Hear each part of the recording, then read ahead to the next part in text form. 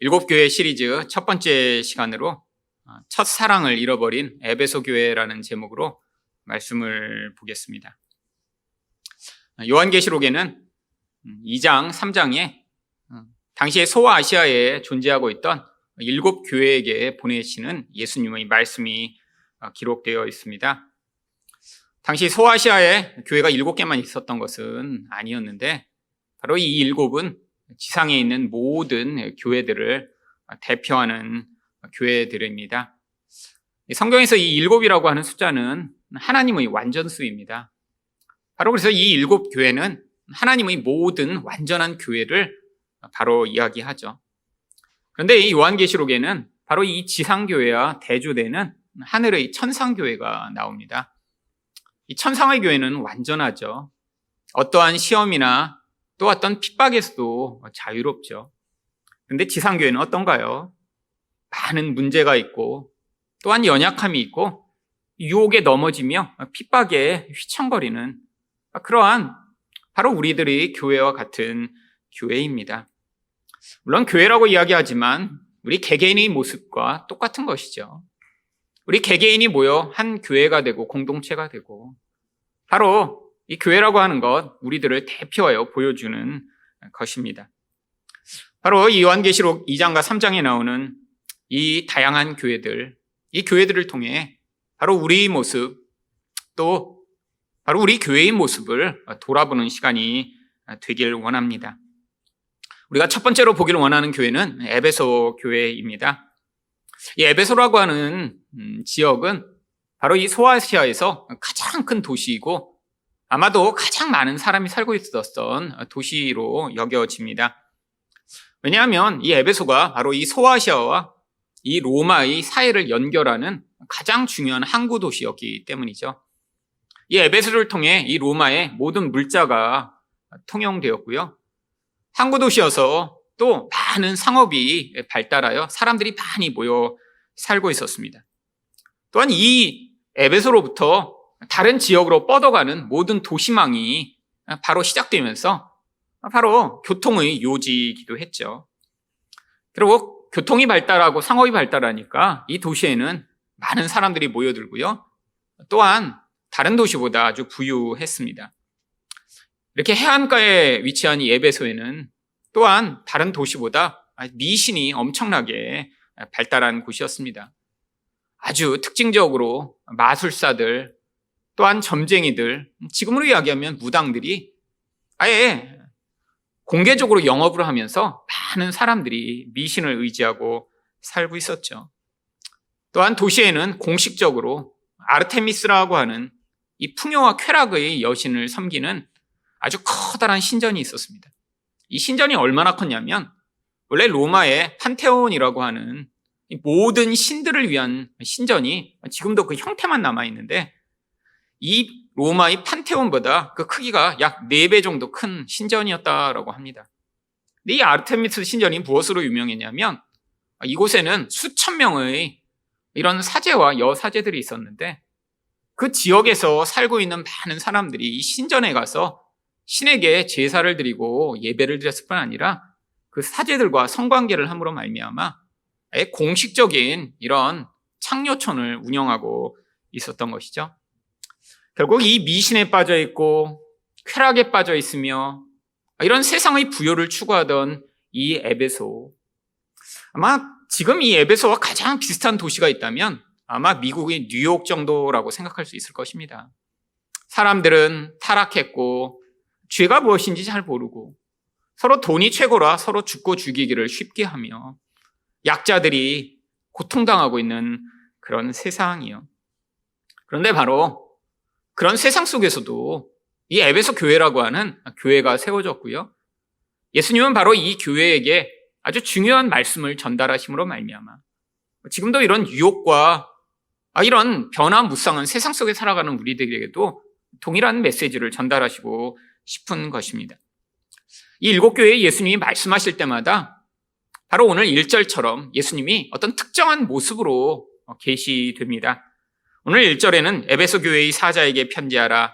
오른손에 있는 7 별을 붙잡고 7 금 촛대 사이를 거니시는 이가 이르시되 물론 여기에 있는 이 모습은 예수님의 어떠한 그런 성품을 보여주기 위한 상징적 그림입니다. 어떤 그림이 나오나요? 예수님이 손에 7 별을 붙잡고 계시고요. 또 7 금 촛대 사이를 왔다 갔다 하고 계시대요. 여기는 이 7 별은 바로 교회를 상징하는 표현입니다. 교회가 왜 별로 상징되나요? 별처럼 이 어두운 세상에 빛을 발하는 존재가 교회임을 보여주는 것이죠. 7 금 촛대도 똑같은 상징입니다. 촛대 또한 어둠에 빛을 비치는 그런 용도로 사용되는 것이잖아요. 마치 교회가 이 어두운 세상, 이 세상에 이런 빛을 발하는 별이나 촛대와 같은 역할을 해야 되는데, 이 모든 그런 어두운 상황 가운데 하나님이 교회를 통해 세상에 빛을 발하시기 위해 바로 그 별들을 붙잡고 계시는 권능으로 통치하시는 분이 예수님이시며, 또한 세상에 빛을 발하고자 이 교회 가운데 함께 하셔서 그 어두움 가운데 빛을 발할 수 있도록 도우시는 분이 예수님이심을 지금 이 상징을 통해 보여주는 것이죠. 이 세상이 어둡고 이 세상이 부패하고 타락했지만 바로 예수님이 이렇게 우리와 함께 하시며 우리를 주관하시고 결국 우리와 같은 존재를 통해서도 세상 가운데 빛을 발할 수 있다라고 하는 것을 믿는 사람들만 바로 하나님이 그 능력과 영광을 세상에 비출 수 있는 것입니다. 오늘 이 에베소 교회에 주신 말씀을 통해 그럼 도대체 교회가 어떤 모습을 가져야 하는지를 살펴보고자 하는데요. 첫 번째로 교회는 열매가 있어야 합니다. 2절 상반절 말씀입니다. 내가 내 행위와 수고와 내 인내를 알고. 예수님은 지금 우리로부터 멀리 떨어진 것 같이 보이지만 예수님은 우리의 삶 가운데 나타나는 모든 모습들을 다 알고 계시다라고 이야기를 합니다. 이 행위라고 이야기하는 것은 우리 삶에서 나타나는 어떤 결과들이죠. 개인의 행동, 개인의 삶의 어떤 결과물. 교회로 따지면 아마 사역적 열매겠죠. 교회가 어떤 일들을 해서 결과로 나타나는가. 예수님이 그걸 다 알고 계시대요. 그뿐 아닙니다. 얼마나 수고하고 애쓰고 있는가를 알고 계시대요. 이 수고라고 하는 단어는 힘든 일임에도 불구하고 그것이 어떤 목적이 있기 때문에 행하는 일을 수고라고 이야기를 합니다. 우리 인생 가운데서 그런 수고로운 일들을 할 때가 얼마나 많이 있나요? 어떤 의미가 있다면, 그것이 중요하다면 바로 교회가 그 일을 위해 애쓰고 노력해야 하는 그런 일들을 이야기하는 것이죠. 이 인내라고 하는 단어는 단순히 참는 것이 아니라 하나님에 대한 소망이 있기 때문에 그 소망으로 말미암아 견뎌낼 수 있는 힘을 이야기합니다. 바로 유혹이 가득하고 핍박이 가득한 세상 속에서 우리 하나님의 통치와 재림에 대한 소망이 있기 때문에 낙심하지 않고 견뎌낼 수 있는 그 능력, 이것이 바로 인내이죠. 이 모든 것들은 어떤 한 개인이나 교회가 이런 삶을 살고 있다면 주변에 있는 사람들도 그를 통해, 그 교회를 통해 이 모습을 볼 수 있을 것입니다. 어떤 교회가 이렇게 사역적 열매를 맺고 또한 어려운 일들이지만 애써서 그 일을 위해 충성하며 또한 재림신앙으로 가득 차 낙심하지 아니하고 하나님의 통치를 소망하는 교회나 개인이 있다면 다 그것들을 볼 수 있겠죠. 바로 이게 열매인 것입니다. 우리가 이런 교회로 부름받았다면, 건강한 교회라면 이런 모습들을 보여주며 그 결과들을 나타내야겠죠. 여러분, 그런데 이 모든 열매에는 다 원인이 있습니다.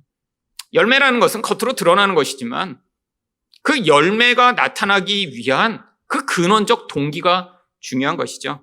3절에는 바로 그 근원적 동기가 이렇게 나옵니다. 또 내가 참고 내 이름을 위하여 견디고 게으르지 아니한 것을 아노라. 여러분, 앞에서 얘기했던 이 사역과 행위는 무엇을 통해 나타나는 결과일까요? 게으르지 않았기 때문이에요. 나의 삶에 주어진 모든 책임과 일들을 내가 게으르지 아니하고 결국 그것을 위해 애쓸 때 그런 결과가 나타난다는 거예요. 여러분, 우리가 어떤 일과 어떤 행위를 위해서 인생을 사는 게 아니라 하나님이 내게 맡겨주신 어떤 사명들을 우리가 꾸준히 감당해 나갈 때, 아니 나의 개인적 욕망과 이 게으름이 나를 지배하려고 했지만 그것들을 버리고 나만을 위한 삶이 아니라 하나님의 뜻을 위해 우리가 충성할 때 이런 열매와 이런 사역적 결과가 나타나게 된다라고 하는 것이죠. 앞에서 얘기했던 수고는 무엇의 결과인가요? 예수님의 이름을 위하여 견딘 것의 결과입니다. 여러분, 우리가 어떤 일을 할 때 바로 왜 우리가 힘든 일인데도, 심지어는 모욕을 당해도, 아니 별로 남이 인정해 주지 않아도 그 일을 해야 되는 것인가요? 여러분, 우리를 위해서 하는 것이 아닙니다. 예수님의 이름 때문에 하는 것이죠. 여러분, 바로 이게 우리가 삶을 살아가야 되는 굉장히 중요한 동기죠. 한 개인이나 교회가 이 목적을 잃어버리는 순간에 아주 심각한 문제가 발생합니다. 여러분, 교회에서 행하는 모든 일이, 아니 여러분이 삶에서 여러분이 선택하는 모든 일이 나의 이름을 위해서 선택하고 있다고 생각해 보세요. 이런 사람은 예수님을 믿는 사람이거나 혹은 예수 안에 있는 교회라고 할 수 없죠. 세상에서 벌어지는 모든 문제의 원인은 바로 나의 이름을 내기 위해서 어떤 일을 하기 때문입니다. 내가 남보다 더 중요한 자리에 서야 하고 내 뜻이 이루어져야 하며 다른 사람이 다 내 이름을 중요하고 또 가치 있는 것으로 인정해 줘야 되는 이 무서운 욕망이 결국 사람들 사이에 갈등과 분열과 파괴를 만들어내는 것이죠. 여러분, 이게 바로 성도에게 꼭 필요한 근원적 동기입니다. 우리가 어떤 일을 할 때 내 이름이 아니라, 아니 우리 교회 이름이 아니라 바로 예수 이름이 드러나는가가, 이게 바로 우리의 근원적 동기가 되어야 하며 교회의 모든 선택의 이유가 되어야 하는 것이죠. 또한 아까 보았던 인내라고 한 열매는 결국 참음의 결과입니다. 어떻게 참을 수 있나요? 그냥 꾹 사우나에 가서 정말 열심히 내가 덥지만 참는다라고 하는 그런 참음이 아닌 거예요. 여러분, 우리가 그렇게 참으면 언젠가 폭발합니다. 자기가 무너지고 자기가 고통스러워요. 여러분, 우리 안에 있는 진짜 참음의 능력은 하나님에 대한 소망 때문에 그 모든 것들을 견뎌낼 수 있는 것이죠. 여러분, 이 세상이 부조리한데 왜 빨리 피켓을 들고 나가 이 세상을 뒤집고 혁명을 일으키는 그런 일을 우리가 하지 말아야 하나요? 여러분, 예수님의 제자들은 바로 그렇게 살고 싶었습니다. 칼을 들고 나가 싸우며 빨리 이 세상에 어떤 변화가 일어나도록 그럼 몸부림치고 싶었죠. 여러분, 근데 예수님이 그들 향해 뭐라고 말씀하시나요? 칼을 가진 자는 칼로 망하게 될 것이라고 말씀하세요. 여러분, 인간적으로 우리가 이 세상을 변혁하고, 아니 주변 사람들을 바꿔낼 수 있다고 생각하는 것이 교만 가운데 가장 큰 교만입니다. 여러분, 인생이라는 게 결국 어떤 것인가요? 내 마음대로 내 힘대로 어떤 사람이나 어떤 대상 자체가 내가 의도하는 거룩한 모습으로 변화될 수 없다는 걸 인정하며 결국 하나님의 통치를 인정하게 되는 게 진정한 겸손이죠. 여러분, 세상은 부조리하며 주변에 있는 사람과 환경은 이렇게 악하고 문제가 많지만 내 힘과 내 분노와 내 열정으로 누군가를 변화시키고 세상을 바꾸는 게 아니라 하나님의 통치를 신뢰하는 자의 그 당당함과 그 인내로 말미암아 주변 사람들에게도 세상에도 하나님의 그런 나라의 통치가 임할 수 있도록 하는 것, 이게 바로 여기 나타나는 인내라고 하는 것이죠. 결국 내적으로 이렇게 게으르지 않고 우리에게 맡겨진 일을 충성하며 또한 예수 이름으로 말미암아 우리가 견디고 소망 가운데 인내하는 것, 이게 바로 교회에게 꼭 필요한 내적 태도이며 우리가 내면적으로 이런 태도를 가지고 살아가게 되면 결과적으로 하나님이 기뻐하시는 그러한 행위, 그러한 인내, 그런 참음의 열매들이 나타나게 된다라고 하는 것입니다. 바로 하늘사랑교회 성도들 여러분 삶 가운데 이런 열매가 풍성한 여러분이 되시기를 축원드립니다. 두 번째로 교회는 어떤 모습을 가져야 하나요? 교회는 영적 분별력을 가져야 합니다. 2절 하반절 말씀입니다. 또 악한 자들을 용납하지 아니한 것과 자칭 사도라 하되 아닌 자들을 시험하여 그의 거짓된 것을 내가 드러낸 것과. 여러분, 예수님이 여기서 악한 자들이라고 이야기하시는 그 무리가 누군가를 죽이고 사기를 치고 우리가 볼 때 악인이라고 부르는 그런 무리들을 악인이라고 부르시나요? 아니에요. 여기서 예수님이 이 악한 놈들아 라고 얘기하시는 그 대상들은 사도가 아닌데 스스로 사도라고 자기를 가장하는 무리들을 이야기하는 것입니다. 여러분, 고대에 바로 이 초대의 교회에 이런 사람들이 있었던 거예요. 예수님이 사도로 임명하신 사람들이 있습니다. 사도라는 것이 무엇인가요? 예수님이 복음을 위해 불러 세상에 보내셔서 나의 역할을 대신 감당하라라고 예수님이 특별하게 임명하신 소수의 사람들이죠. 여러분, 이제 더 이상 사도가 필요 없어요. 교회가 이제 세워졌고 직분자들이 세워지며 이제 뭐 예수님이 특별히 개인을 불러 너는 이 역할을 위해 초대 교회를 세우기 위해 이 역할을 해라라고 하시지 않았는데 사람들이 자기가 내가 사도로 임명받았어라고 예수님이 나를 사도로 삼으셨어라고 주장하는 사람들이 나타나기 시작한 거예요. 근데 왜 이렇게 자기가 사도라고 주장하기 시작한 것일까요? 뭔가 남들이 갖지 못한 영적 권위를 가진 것처럼 가장해야 되니까요. 그냥 똑같이 목사, 전도사, 장로라고 하면 기존 교회도 많이 있잖아요. 근데 나는 예수님과 특별한 관계를 갖고 있는 존재야. 그러니까 내 말을 들어야 돼 라고 주장하며 뭔가 사람들에게 어떠한 자기가 원하는 것들을 이끌어내고자 하는 자기 욕심으로 말미암아 이런 사도 행세를 하는 자들이 있었던 것이죠. 여러분, 그런데 문제는 2000년이 지난 지금에도 이렇게 자기가 특별한 하나님의 계시와 은혜를 받은 자라고 주장하는 사람들이 계속해서 나타나고 있다고 하는 것입니다. 여러분, 그래도 사도라고 주장하는 사람은 조금 그래도 괜찮은 것 같아요. 우리 한국에만 자기 스스로가 예수님이나 성령이라고 주장하는 사람이 100명이 넘는다고 하니까 여러분, 그래도 이 사도라고 주장하는 사람들은 그래도 겸손하죠. 그들에 비하면. 스스로 예수라고 주장하는 사람에 비하면. 여러분, 근데 이런 일들이 교회 내에 너무나 흔하게 벌어집니다. 물론 이단에는 너무 흔하죠. 내가 특별한 계시를 받은 그런 예수다라고 주장하며 내 말을 들어야 산다라고 주장하던 이 많은 사람들. 여러분, 근데 더 문제가 되는 게 뭔지 아세요? 아니, 이렇게 아예 이단으로 이렇게 낙인이 찍히면 예수 믿는 사람들은 저기는 이단이니까라는 경계심을 가지고 있을 수 있는데 교회 내에 스스로 이렇게 주장하는 무리들이 아주 많다라고 하는 것입니다. 여러분, 지금도 자기가 이렇게 예수님으로 말미암아 특별히 사도의 직분을 받았다라고 하는 사람들이 모여서 아예 신사도 운동이라고 하는 운동을 하고 있어요. 여러분, 이런 사람들이 문제죠. 여러분, 근데 왜 사람들이 이런 이상한 사람들에게 빠져들까요? 아니, 이런 사람들은 엄청나게 많습니다, 교계에. 왜 사람들이 거기에 빠져드냐면 바로 이 교회가 추구하는 바가 신유와 예언이기 때문이죠.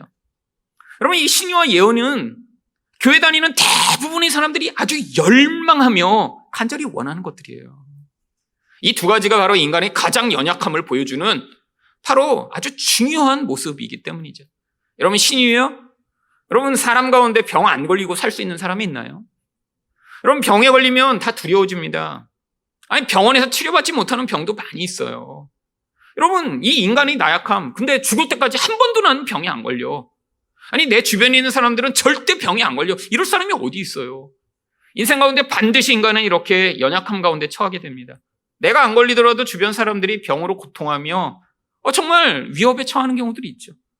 여러분, 그때 우리는 뭐 하고 싶나요? 바로 치유받고 싶습니다. 아니, 병원에서 그렇게 1년, 2년 이렇게 해서 치유받고 결과가 불확실한 그런 결과가 아니라 누군가의 기도 한 번으로 단번에 해결받을 수 있는 그런 강력한 은혜를 열망하죠.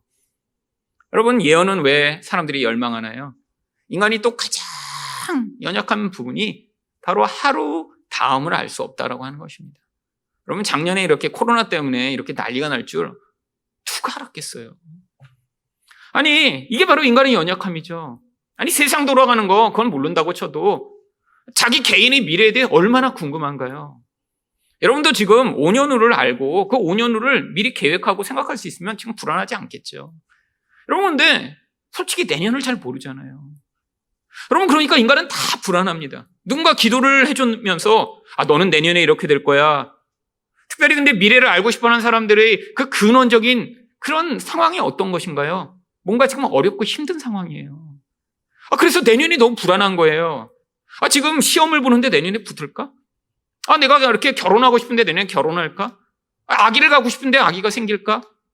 여러분, 이런 불안한 상황이 있는 사람들의 그 근원적 한계를 이용해 사람들에게 기도하고 나서 너는 이렇게 될 거야 라고 이야기해주는 이것.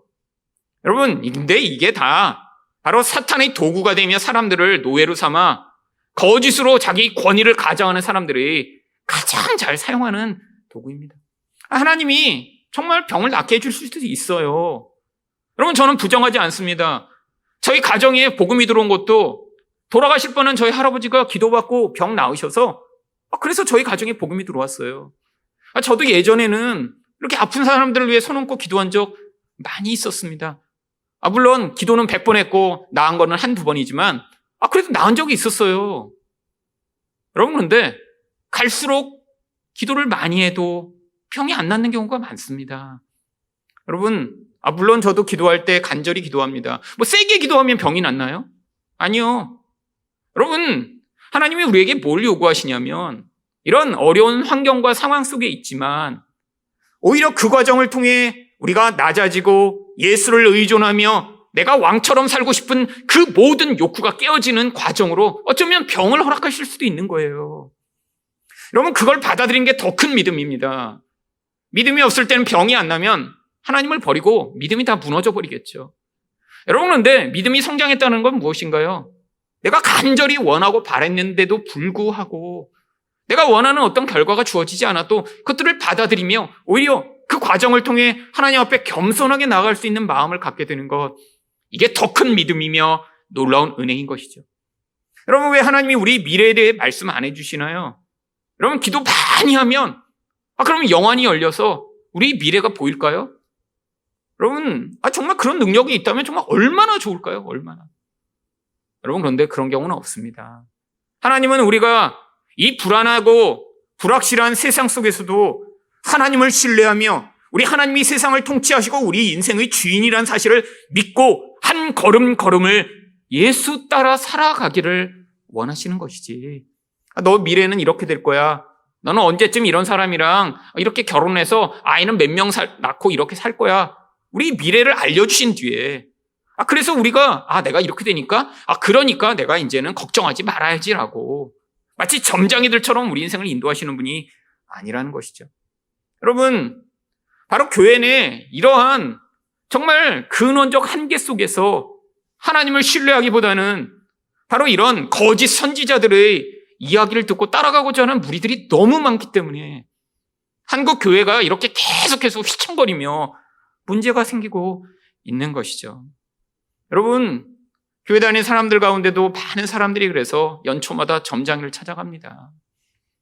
여러분, 어려운 상황이 있는 사람일수록 유혹을 더 많이 느껴요. 혹은 점 보러 안 가시지만 여러분, 아침마다 신문 보고 계신가요? 오늘의 운세나 별자리를 보고, 아니면 재미로 보자 하는 타로 점을 보고 계신가요? 여러분, 이게 바로 하나님을 신뢰하지 못하는 이런 미신과 우상숭배에 빠져있는 그런 사람들의 수준 때문에 이 한국교회에 여전히 이런 거짓을 행사하는 무리들이 지금 사라지지 않고 있는 것이죠. 여러분, 이게 바로 이 교회의 수준입니다. 한국교회에 우리가 기도해야 돼요. 그래서 예수를 믿는다고 하지만 많은 사람들이 아직도 하나님을 우상을 섬기고 미신을 섬기는 수준으로 믿고 있기 때문에 한국교회가 이렇게 정말 열매를 드러내지 못하고 연약하고 부끄러운 모습에 계속해서 사로잡히게 되는 것이죠. 그럼 바로 이런 무리들을 뭐라고 부르는 줄 아세요? 니골라당이라고 부르는 것입니다. 바로 6절에 예수님이 그래서 이렇게 말씀하십니다. 오직 내게 이것이 있으니 내가 니골라당의 행위를 미워하는도다. 나도 이것을 미워하노라. 여러분, 이 니골라라고 하는 이름은 바로 백성을 망하게 하는 자라고 하는 뜻입니다. 그러니까 당 이름이 백성을 망하게 하는 당이라고 하는 거예요. 여러분, 근데 이들이 누구냐면 바로 앞에서 얘기했던 자기들이 영적인 권위를 가지고 있는 것처럼 사람들을 유혹해 사람들이 간절하게 원하는 무엇인가를 줄 수 있는 것처럼 이야기하는 이 무리들을 이야기하는 것이죠. 여러분, 그래서 이 니골라가 원래 히브리어 발람이라고 하는 단어에서 나온 것입니다. 여러분, 구약에 발람이라는 선지자가 있었잖아요. 바로 이 이름이 헬라어로 바뀐 게 니골라입니다. 근데 이 발람이 무슨 일을 했죠? 원래 발람은 이방의 선지자였습니다. 근데 모압 왕 발락이 이 발람을 불러다가 이스라엘을 저주시키려고 그랬어요. 하나님의 신이 강력하게 임해 저주는 못하게 됩니다. 근데 이 발락이 큰 재물을 주겠다고 약속을 했는데 저주를 안 하고 나니까 지금 자기가 재물을 못 얻게 생겼잖아요. 그래서 이 발람이 이 발락에게 이스라엘을 타락시킬 방법을 제시합니다. 그 이야기가 민수기 25장 1절부터 3절에 나와요. 이스라엘이 시딤에 머물러 있더니 그 백성이 모압 여자들과 음행하기를 시작하니라. 그 여자들이 자기 신들에게 제사할 때 이스라엘 백성을 청하매 백성이 먹고 그들의 신들에게 절함으로 이스라엘이 바알 부올에게 가담한지라. 여호와께서 이스라엘에게 진노하시니라. 여러분, 이게 바로 발람이 내놓은 꾀 때문에 이스라엘 백성들이 우상에게 매어서 결국 하나님의 진노를 받게 됩니다.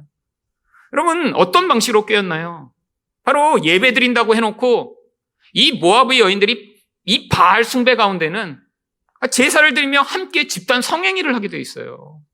바로 인간이 원하는 이 쾌락, 인간이 원하는 풍요를 이 바알 숭배를 통해 얻어내고자 한 거죠. 바로 바알과 아세르 숭배의 핵심이 지금 사람들이 그렇게 열망하여 돈을 숭배하며 바로 세상에서 나의 풍요와 나의 쾌락을 열망하는 그 모습과 똑같은 거예요. 여러분, 지금 이 한국의 사람들이 다 집이 오른다. 그래서 거기에 열망하며 그것들을 쫓아가는 그 모습과 똑같은 거예요. 여러분, 집값이 오르면 사람들이 무엇을 얻게 되죠? 결국 풍요와 그것으로 알면 쾌락을 얻게 되니까. 그래서 그것으로 자기 전부를 삼고 자기 인생의 목표를 삼으며 그게 내 인생의 하나님인 것처럼 그게 움직이는 대로 모든 선택을 하려고 살아가려고 하는 이 모습과 똑같은 거예요. 여러분, 지금의 바알은 고대의 바알처럼 이런 신상의 모습으로 우리에게 나타나지 않습니다. 바로 한국의 바알은 부동산이며 한국의 바알은 비트코인이고 또한 한국의 바알은 주식인 거예요. 여러분, 바로 거기서 내 풍요가 얻어지고 거기서 더 좋은 쾌락을 얻을 수 있다고 사람들이 이야기하는 그 이야기에 홀려 결국 자기 본질을 잃어버리고 진짜 자기 인생의 목표를 잃어버리며 인생 자체를 더 많은 풍요를 얻는 것, 더 부자가 되는 것, 그래서 더 남보다 그런 더 좋은 것들을 누리며 사는 것이 인생의 목표가 되어버린 이 시대의 모습이 바로 고대의 바알 숭배며 바로 이런 타락한 우상의 꾀임인 것이죠. 여러분, 근데 심지어는 여러분 이것이 괜찮은 것이야, 이게 좋은 것이야 라고 유혹을 하며 사람들을 꾀는 무리들이 있다는 거예요. 그들이 바로 니골라당 백성들을 망하게 하는 자라고 하는 것입니다. 여러분, 주의해야 합니다. 여러분, 정말 여러분이 하나님의 백성으로 살아가고자 하나님이 원하시고 기뻐하시는 교회가 되기 위해서는 이런 거짓에서 벗어나 우리가 약하고 우리가 미래를 알지 못할 때에도 하나님을 신뢰함으로 말미암아 이런 거짓과 이런 잘못된 영향력으로부터 자유를 얻고 여러분이 바른 영적 분별력을 가지고 온전히 서야 할 줄 믿습니다. 마지막으로 교회는 어떤 모습을 가져야 하나요? 교회는 말씀에 대한 사랑을 가져야 합니다. 4절 말씀입니다. 그러나 너를 책망할 것이 있나니 너희 처음 사랑을 버렸느니라. 여러분, 이 구절은 다 알고 계실 거예요. 처음 사랑을 버리면 안 된다. 여기 바로 나오는 구절이구나. 여러분, 성경에서 예수님이 이렇게 교회를 향해, 아니 우리들을 향해 처음 사랑을 버렸다라고 책망하시는 이 말씀. 근데 이 말씀을 듣고 안 찔리는 사람이 누가 있나요? 여러분, 그런데 도대체 예수님이 어떤 처음 사랑을 이야기하시는 걸까요? 아니, 여러분의 삶 가운데 예전에 예수님을 이렇게 사랑한다고 느낀 적 있으시잖아요. 아니, 감정도 이렇게 흥분되고 예배 드리는 게 기뻤고 눈물도 났었던 그 시절이 있으셨잖아요. 여러분, 근데 여기서 이야기하는 이거는 우리가 연애할 때 느끼던 그런 감정적 사랑을 이야기하는 것이 아닙니다. 여러분, 기질에 따라 이런 감정이 막 폭발하는 사람이 있었어요. 아니, 여기 어떤 분 가운데는 그 기질에 따라 과거에 그런 은혜를 받고 막 감정이 너무너무 뜨거웠던 사람 분명히 있으시겠죠. 근데 기질상 감정이 안 일어나는 사람도 있어요. 여러분, 연애할 때도 막 그냥 그 감정이 막 폭발해갖고 막 만날 때마다 막 흥분하고 막 그런 사람이 있는데 어떤 사람은 만나도 안녕. 그냥 맹맹, 이 사람이 나를 좋아하나 안 좋아하나. 여러분, 이건 기질적인 거죠. 예수님을 믿는데 그렇게 감정적으로 큰 변화가 안 나타나는 사람도 있습니다. 근데도 예수님을 뜨겁게 사랑하는 사람이 있어요. 여러분, 도대체 그럼 여기서 이 첫사랑은 무엇을 이야기하는 것인가요? 여러분, 바로 이 에베소 교회의 복음이 처음 전파되었을 때의 그 상황을 통해 우리는 이 첫사랑이 무엇인가를 알 수 있습니다. 에베소 교회의 복음이 어떻게 전파됐는지는 바로 사도행전 19장에 나옵니다. 사도행전 19장 9절과 10절을 보시면 바울이 두란노 서원에서 날마다 강론하니라. 두 해 동안 이같이 하니 아시아에 사는 자는 유대인이나 헬라인이나 다 주의 말씀을 듣더라. 여러분, 다른 교회가 어떻게 개척됐는지는 그 개척의 과정과 상황을 명확하게 기록한 부분은 별로 많이 나오지 않습니다. 근데 이 에베소 교회만 그 상황이 이렇게 명확히 기록되어 있어요.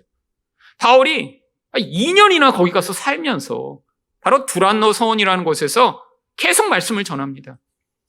한글 성경에는 여기서 2년 동안 이렇게 가르쳤다라고만 나오지만 바로 이 부분을 기록하고 있는 다른 사본에는 바울이 매일 5시간씩 2년 동안 가르쳤다라고 구체적인 그 시간까지도 기록하고 있어요. 여러분, 생각해 보세요. 매일 5시간씩 2년 동안 말씀을 가르쳤다. 아니, 중간에 쉬는 날도 있고 일주일에 하루라도 좀 빼고 한 300일만 가르쳤다고 치죠. 하루에 5시간씩. 그러면 1년이면 1500시간입니다. 2년이면 3000시간이에요. 여러분, 3000시간 동안 말씀을 전해요. 여러분, 우리 교회에서 제가 지난 7년 동안 말씀 전한 시간이 사실 몇백 시간 정도밖에 안 되죠. 그렇잖아요. 여러분, 주일 설교 4, 50분 정도. 주중에 한 번 정도 말씀 전하는 거 합쳐봤자 1시간 조금 넘어요. 1년 내에 우리 교회에서 전해지는 이런 말씀, 그럼 100시간 정도밖에 안 됩니다. 그 중에 여러분이 그걸 다 들으셨어도 100시간인데, 그나마 주일만 오셨어. 그러면 한 50시간 1년에 말씀 듣는 거예요. 그나마 또 주일날 가끔씩 안 들어. 그러면 한 30시간. 그것도 거의 다 잊어먹어. 여러분, 질이 높지 않을 때는 양이라도 많아야 되는데, 여러분, 이 3000시간 채울 수가 없습니다. 만약에 여러분이 주일 설교만 듣고 계시다면 이 3000시간 정도 되려면 60년 동안 말씀을 드려야 돼요. 60년. 여러분, 이 말씀의 놀라운 능력. 여러분, 에베소 교회에 이 말씀이 이렇게 놀랍게 쏟아졌으니 어떤 결과가 나타났나요? 사도행전 19장 18절과 20절입니다. 믿은 사람들이 많이 와서 자복하여 행한 일을 알리며. 여러분, 사람들이 자기 죄를 자복하며 예수께 나오기 시작해요. 두 번째로 19절을 보시면 또 마술을 행하던 많은 사람이 그 책을 모아 가지고 와서 모든 사람 앞에서 불사르니 그 책값을 계산한 즉 은 5만이나 되더라. 지금 무당 같은 사람이 자기가 돈벌이를 하는 그 무당의 책을 가져서 불태우며 예수께 돌아오는 거예요. 아니, 근데 이 책이 얼마나 귀하고 비싼지 은 5만이라던데요. 지금은 시세로 수십억짜리 책을 불태운 거예요. 마지막으로 20절을 보시면 이와 같이 주의 말씀이 힘이 있어 흥왕하여 세력을 얻으니라. 하나님의 말씀이 계속 사람들에게 전파되는 거예요. 그 말씀이 얼마나 중요하고 가치 있는지를 사람들이 계속 주변에 전해서 온 아시아에 하나님의 말씀의 영향력이 퍼져나가기 시작한 것이죠. 이게 바로 첫사랑의 증거입니다. 물론 저희 교회에 이런 첫사랑의 증거들이 많이 나타났으면 좋겠지만 그래도 지난 7년간 아주 드물게나마 이런 은혜의 결과들이 나타나서 제가 정말 힘들고 어려울 때마다 용기를 얻고 힘을 얻을 수 있었죠. 여러분, 7년 동안 목회하면서 가장 기쁜 건 사실 이사한 게 아닙니다. 여러분, 이사한 건 물론 기쁨의 한 요소 중에 하나예요. 저도 쫓겨날까 봐 너무 걱정하고 그러다가 그래도 이렇게 쫓겨나지 않을 곳에 이사 왔다는 게 너무 기뻤죠. 근데 그것보다 훨씬 큰 기쁨들이 있습니다. 그럼 제일 큰 기쁨이 뭔지 아세요?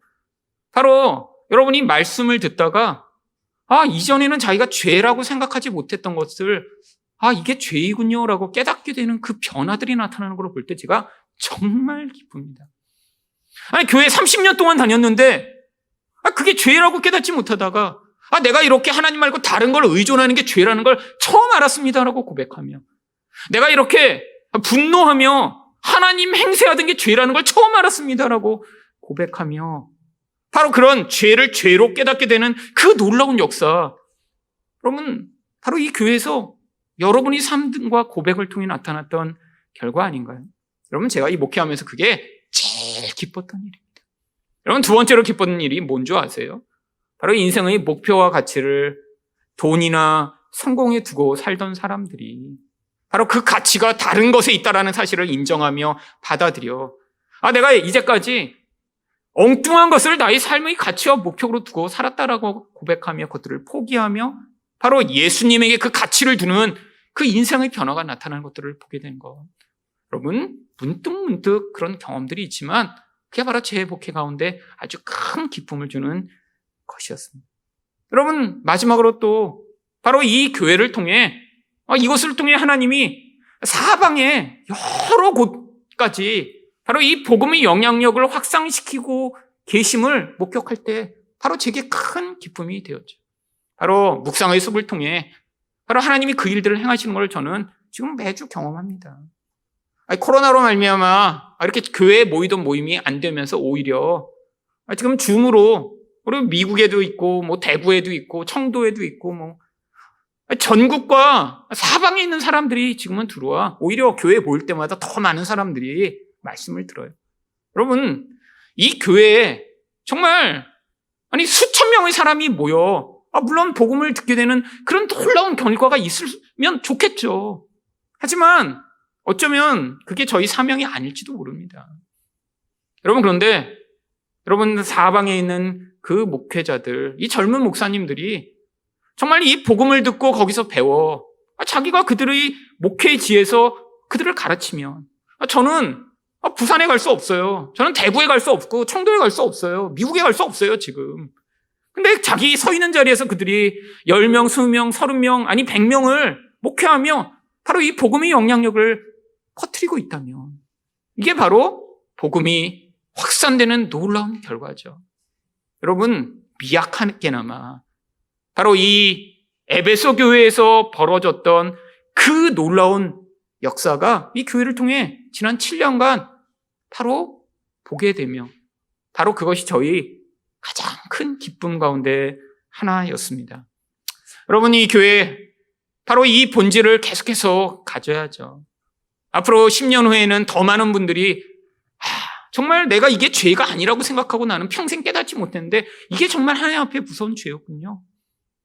아니, 내 인생에서 이렇게 내가 평안하고 내 명성이 유지되며 내 인생에서 문제 생기지 않는 그런 인생으로 잘 마무리하는 게 내 인생의 가치라고 생각했는데 그게 아니라 예수 위에 살아가는 그게 진짜 중요한 가치라는 사실을 깨닫게 되는 분들이 더 늘어나며 또 이 교회를 통해 먼 곳, 아니 우리가 접하지 못하는 그 지역까지 이 복음의 영향력이 확산되는 일들이 계속된다면 이 하늘사랑교회는 바로 이 첫사랑으로 말미암는 하나님의 뜻을 이루는 교회로 남게 될 것입니다. 바로 우리는 이것을 위해 모여있는 교회죠. 여러분, 바로 여기서 우리가 떨어진다면 우리가 회개하고 다시 돌아가야 되는 거예요. 그래서 예수님이 5절에서 뭐라고 말씀하십니까? 그러므로 어디서 떨어졌는지를 생각하고 회개하여 처음 행위를 가지라. 만일 그리하지 아니하고 회개하지 아니하면 내가 내게 가서 내 촛대를 그 자리에서 옮기리라. 여러분, 이 촛대라는 건 아까 뭐라고 말씀드렸어요? 어두운 세상에 빛을 비추는 역할입니다. 교회가 어두운 곳에 빛을 비춰야죠. 물론 여러분, 촛대에 이렇게 빛이 난다고 해서 여러분, 온 세상이 다 밝아지나요? 어둠이 다 사라지나요? 아니에요. 하나님이 이 촛대에 있는 이 빛을 통해 하나님이 그 지역에 사람들에게 어떤 지표를 보여주시는 거예요. 온 세상이 다 어두운 게 아니야. 그게 표준이 아니야. 그게 길이 아니야. 저쪽이 길이고 저게 바른 길이야라는 그 표징을 보여주시는 거예요. 여러분, 지상교회가 할 역할이 바로 그거입니다. 이 세상을 다 변화시키는 게 이 지상교회의 역할이 아니에요. 하나님이 마지막 때 이 온 세상 가운데 온전한 하나님 나라를 이루실 거예요.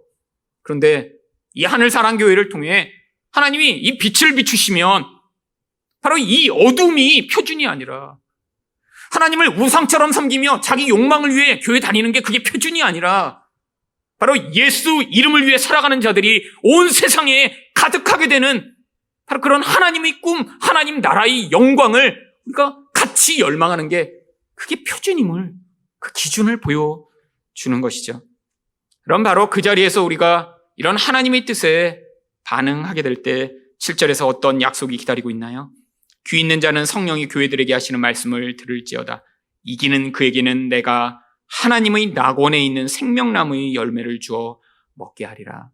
바로 우리에게 영원한 영생을 축복으로 주시는 것입니다. 어떤 영생이요? 바로 죄로 말미암아 죽을 수밖에 없는 자에게 허락되지 않았던, 이제 하나님의 은혜로 말미암아 살게 되며 영원히 하나님의 영광을 찬양하며 눈물 흘리지 아니하고 고통하지 않는 바로 그곳에서 하나님과 함께하는 그 영광스러운 자리요. 바로 이 에베소 교회를 통해 우리가 이런 교회, 이런 아름답고 건강한 교회로 성장하고 계속해서 살아가기를 열망하는 여러분 되시기를 예수 이름으로 축원드립니다.